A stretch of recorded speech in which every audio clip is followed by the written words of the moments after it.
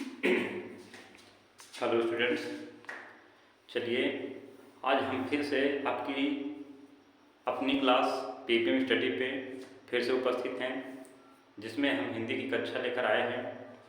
इस हिंदी की क्लास में हम देख रहे थे काव्य सौंदर्य के तत्व।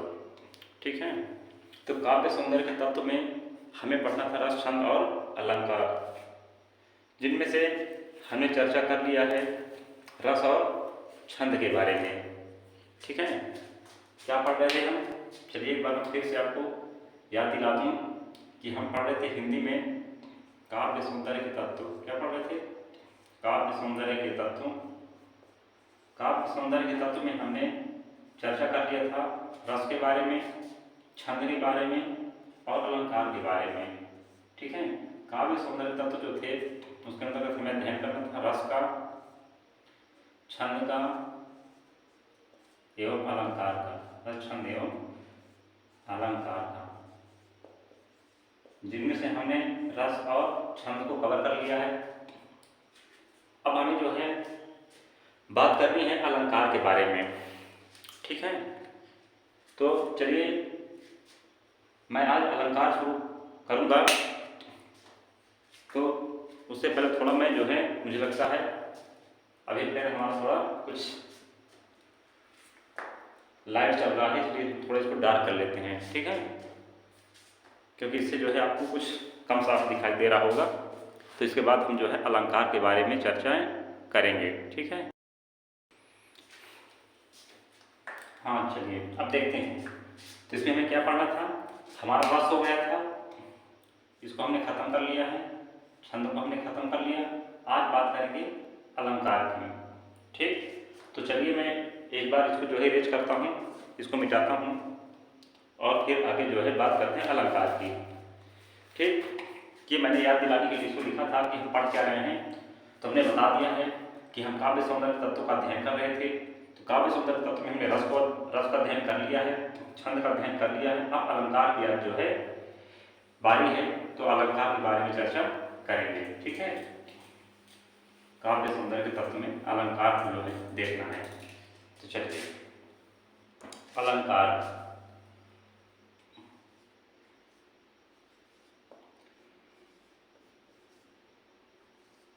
अलंकार, तो इसमें हम थोड़ा लिखते हैं काव्य की शोभा बढ़ाने वाले, काव्य की शोभा, काव्य की शोभा बढ़ाने वाले शब्दों को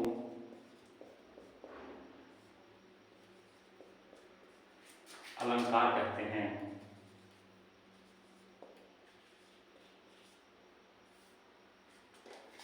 अलंकार कहते हैं।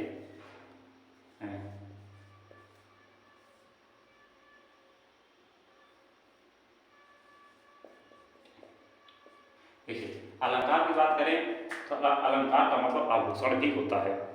ठीक है, जिस प्रकार से आभूषण एक स्त्री की शोभा को बढ़ाते हैं, उसी प्रकार से अलंकार जो हैं ये हमारे काव्य की शोभा को बढ़ाते हैं। ठीक है, तो अलंकार जो होते हैं वो दो प्रकार के होते हैं मुख्य रूप से। अलंकार मुख्यतः दो प्रकार के होते हैं।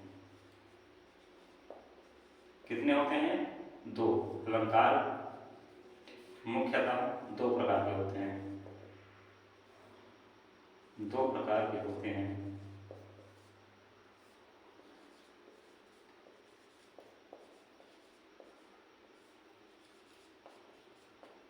दो प्रकार के होते हैं। कौन कौन से?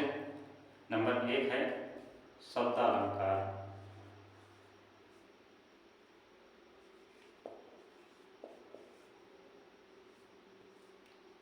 नंबर दो है अर्थालंकार।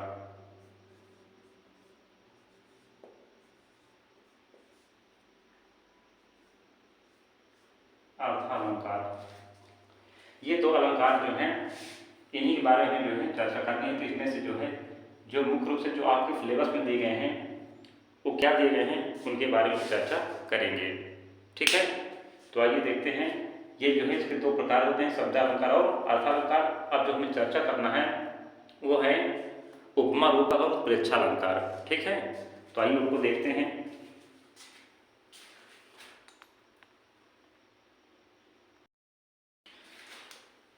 इतना हो गया।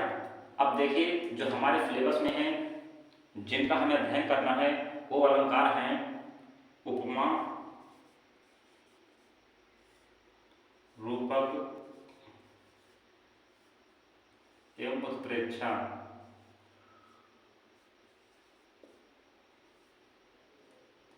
ठीक है, ये 3 अलंकार हैं, इन्हीं का हमें अध्ययन करना है। ठीक है ना, ये जो है इम्पोर्टेंट है। ठीक है, तीनों अलंकार। तो सबसे पहले हम बात करें उपमा अलंकार की। ठीक है, नंबर 1 डालिए उपमा अलंकार। उपमा अलंकार, उपमा अलंकार। अब इसकी परिभाषा है तो लिखिए जहां पर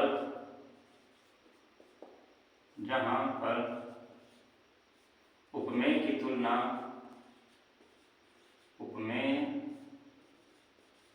तुलना उपमान से की जाए,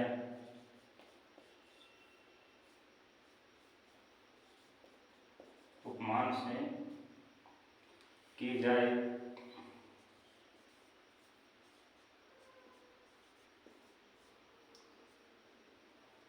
वहां पर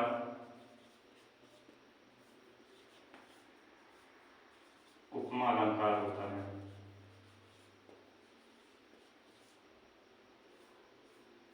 उपमा अलंकार होता है। उपमा अलंकार होता है जहां पर उपमेय की तुलना उपमान से की जाए। ठीक है ना, तो उपमान जो होता है इसका कोई ना कोई प्राकृतिक वस्तु होती है। क्या होती है? प्राकृतिक वस्तु। ज्यादातर उपमान जो होता है प्राकृतिक वस्तु होती है, और जिनकी तुलना की जाती है ये साधारण वस्तु होती है। ठीक है, जैसे हम कहते हैं कि सीता का मुख चंद्रमा के समान है। ठीक है, तो हमने किसकी तुलना किससे की? सीता की तुलना किससे कर दी? चंद्रमा से। प्राकृतिक वस्तु है चंद्रमा, निश्चित रूप से, है ना। तो चंद्रमा वो सीता की तुलना किससे की गई? चंद्रमा से। अन्य हम कह दें कि सीता का मुख चंद्रमा के समान है। किसके समान है? चंद्रमा के समान। तो चंद्रमा इसमें क्या हो जाता है? प्राकृतिक वस्तु है, और सीता हम कह दें तो ये आपका किसी कोई मानव है, यानी हम किसी साधारण मानव की तुलना जो किसी प्रकृति की किसी प्राकृतिक वस्तु से करते हैं, तो वहां पर हम कह देते हैं उपमा अलंकार है। ठीक है, इसके जो वाचक शब्द होते हैं तो इसमें आ जाते हैं सम, समान, सरिस आदि शब्द इसमें जो है आते हैं। ये इसके वाचक शब्द होते हैं, जिससे पता चलता है कि कहाँ पर उपमा अलंकार है।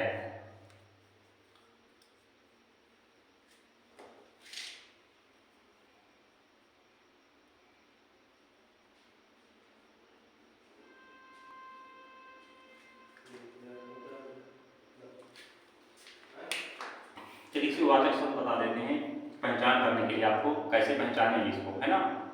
इसके वाचक शब्द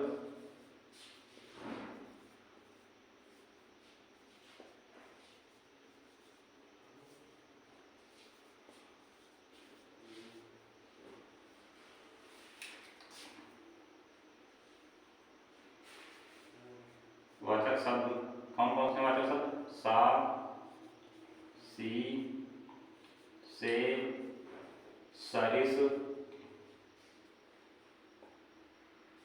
सरिस, समान, सम, आदि शब्द आते हैं। इसके वाचक शब्द ये हैं, यानी कहें मतलब ये सारे वाचक शब्द दिए गए हैं। यदि किसी काव्य पंक्ति में एक शब्द लगे हुए दिख जाए, इनमें से कोई एक शब्द लगा दिख जाए, तो आपको समझना है कि यहाँ उपमा अलंकार है। ठीक है, तो इतना जरूर याद रखिएगा, ये आप लोग के लिए एकदम ट्रिक पॉइंट है। अगर आप इसको देख लेते हैं किसी काव्य पंक्ति में, तो आप ये कह सकते हैं कि उपमा अलंकार है यहाँ पे। ठीक है, इसमें एक आप एग्जाम्पल लिखते हैं, जिसमें कहते हैं पीपर पात सरिस मन डोला। लिख लीजिए, आपको दिख रहा है तो मैं नीचे लिख दूँ।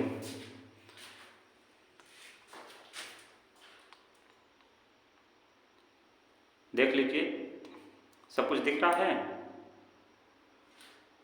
देख लीजिए सही से। तो मैं यहाँ पे जो है एग्जाम्पल लिख दूँ थोड़ा, ठीक है। तो मैं इसको मिटा देता हूँ, इसको आप आगे लिख लीजिए तो जगह बन जाएगी हैं, ठीक। ये अब मैं यहाँ लिखने जा रहा हूँ एग्जाम्पल इसका, पीपर पात सरिस मन डोला, ठीक है। नोट करिए इसको, पीपर पात सरिस मन डोला। सरिस शब्द आया इसमें समान, है ना।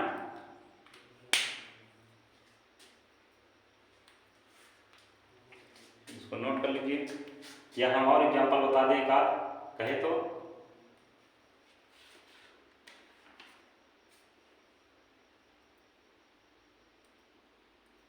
चलिए हो गया इतना, इसको मिटाएं। चलिए मिटा देते हैं और आगे देखते हैं। नोट कर लीजिए सब लोग, स्क्रीनशॉट जिनको लेना है स्क्रीनशॉट ले लें, तब आगे बढ़ें।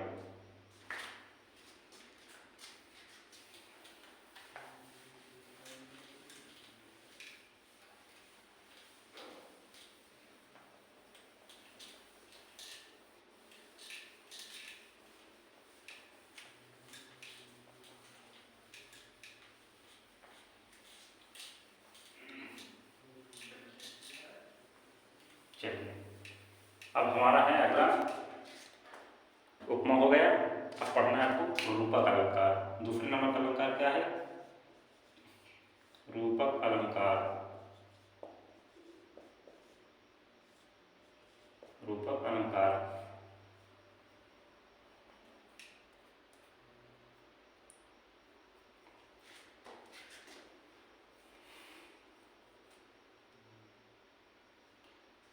लिखिए, जहाँ उपमेय में उपमान का, जहाँ उपमेय में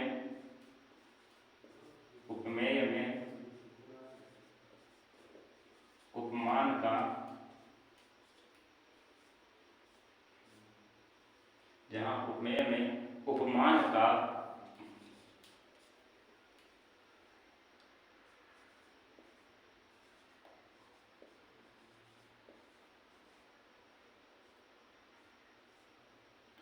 उपमेय में उपमान का भेद रहित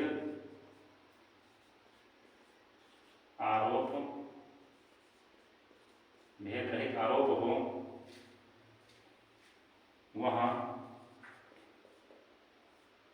उपमा अलंकार होता है। ओ सॉरी, वेद अलंकार को रूपक अलंकार होता है। कौन सा अलंकार होता है? रूपक अलंकार होता है। रूपक अलंकार होता है।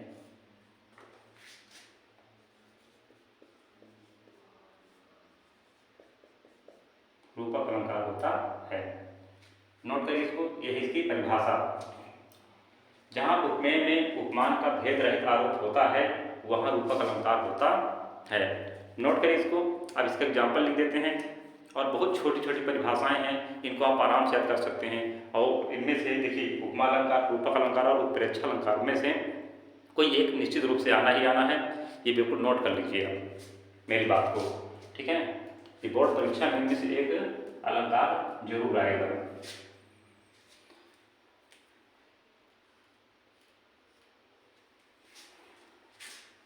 चलिए, तो मैं इसके एग्जाम्पल लिखने जा रहा हूँ, इसको नोट कर लीजिए तब तक।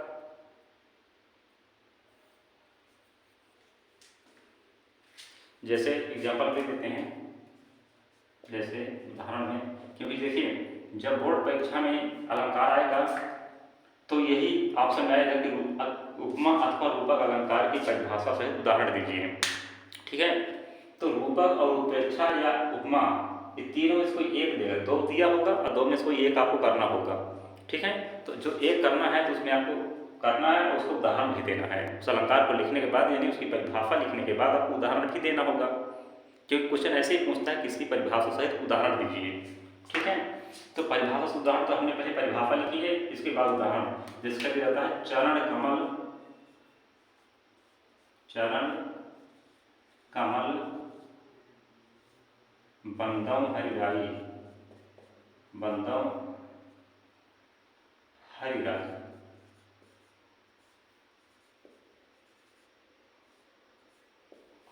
चरण कमल बंदम हरिराई। देखिए इसकी एक विशेष बात और है, रूपक अलंकार की पहचान करने के लिए आपको दो शब्दों के बीच में ये डैश लगा मिल सकता है, ठीक है। तो ये भी एक पहचान करने की खास विधि है, ठीक है। अन्ना लगा हो तो आपको इसका अर्थ देखना है, क्या लिखा है, चरण कमल, ये नहीं कहा चरण के समान कमल, ये कहा क्या है, ये नहीं कहा गया है चरण के समान कमल या चरण सम कमल, ऐसा कुछ नहीं कहा गया, वो सीधे चरण को कमल कह दिया गया है।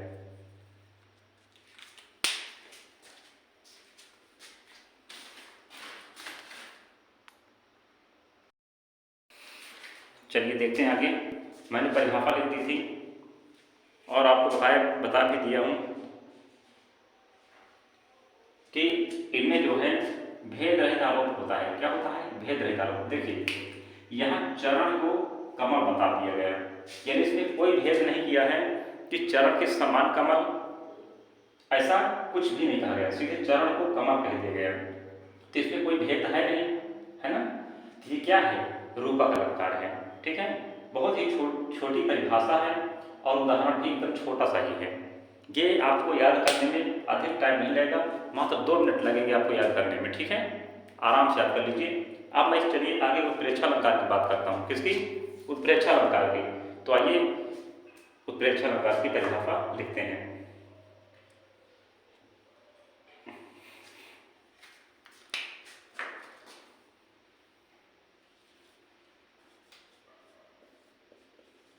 उत्प्रेक्षा अलंकार लिखिए, जहां पर उपमेय में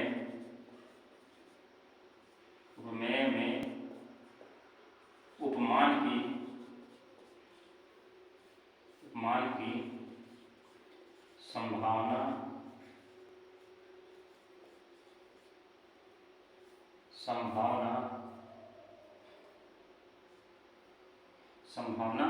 व्यक्त की जाए,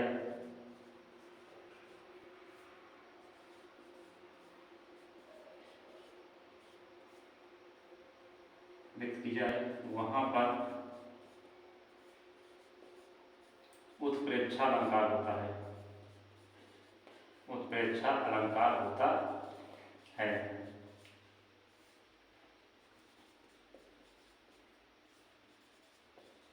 उत्प्रेक्षा अलंकार होता है, लिख गया। चलिए इसका उदाहरण देखते हैं, इसका एग्जाम्पल देख लेते हैं। जैसे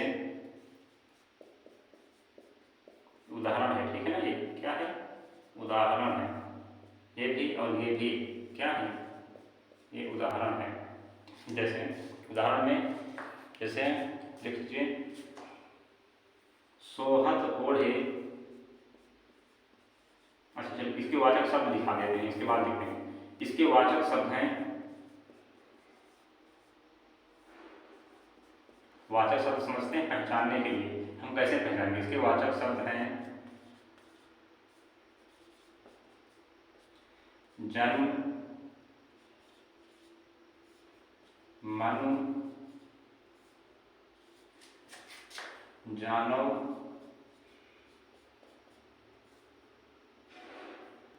मानव, जनम,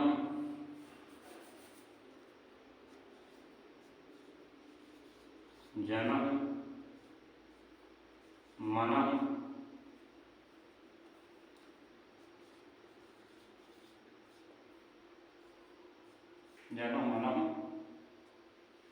आदि शब्द, ठीक है, आदि। यानी ये शब्द यदि कहीं किसी काव्य पंक्ति में लिखे हुए मिलते हैं तो निश्चित रूप से क्या हो जाते हैं, कौन कौन शब्द, जन, मन, जानव, मानव, जनम, मनम आदि शब्द यदि आ जाते हैं किसी भी काव्य पंक्ति में तो वहाँ पर उत्प्रेक्षा अलंकार होता है। ठीक है, पहचानने के मैंने तरीके बता दिए हैं और ये बहुत ही आपके लिए जो है लाभदायक होने वाले हैं। ठीक है ना, और बहुत ही सरल तरीके से मैं इसको बता दिया हूँ कि आपके सामने कोई भी काव्य पंक्ति लिख दी जाए तो तुरंत आप उत्प्रेक्षा अलंकार और उपमा अलंकार और रूपक अलंकार को आराम से पहचान लेंगे। ठीक है, चलिए इसका एग्जाम्पल देख लेते हैं। उदाहरण में सोहत ओढ़े पीत पटु श्याम सलोने गात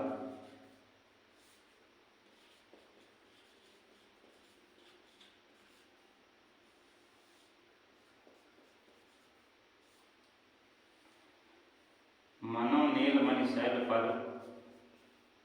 मनोनील मणि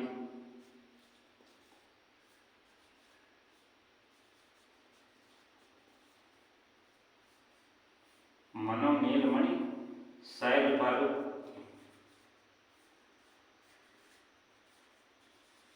आतप पर्यो प्रभात आतप पर्यो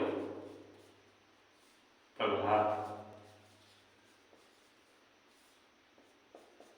ये मैंने इसका एग्जाम्पल लिख दिया और देख लीजिए मैंने जो वाचक शब्द लिखवाया है तो इसमें कौन सा शब्द आ गया है? मानव। इसमें जन मन जानो मानव जनो मनव या जनो मनव ये शब्द आते हैं। ठीक है ना, जनो मनव भी लिख सकते हैं। ये शब्द यहाँ से जो है पकड़ में आ रहा है, इससे ये सिद्ध होता है कि उत्प्रेक्षा अलंकार निश्चित रूप से है। ठीक है, इसको नोट कर लीजिए। इसका एग्जाम्पल सरल है बिल्कुल और इससे आपके जो है अलंकार भी खत्म हुए। ठीक है, तो आज से आपके हमने अलंकार भी खत्म कर दिए। अब जो है बचा हुआ जो इसका मटेरियल है उसको हम जो है कल के वीडियो में पूरा करेंगे। ठीक है, जैसे आपके तद्भव तत्सम के बारे में चर्चाएं कर लेंगे कुछ, है ना, पर्यायवाची विलोम शब्द के बारे में बातें कर लेंगे। और क्या बचा, और वाक्यांश के लिए शब्द हैं, जैसे वाक्यांश के लिए एक शब्द, और क्या बच रहा है, तद्भव तत्सम वाक्यांश के लिए एक शब्द। और हम देख लेंगे जो जो आपके कोर्स में होगा उसको हम कल के वीडियो में पूरा कराने का प्रयास करेंगे। ठीक है, तब तक के लिए सब लोगों को नमस्कार। इतना सब लोग नोट कर लीजिए और तैयारी करते रहिए। ठीक है।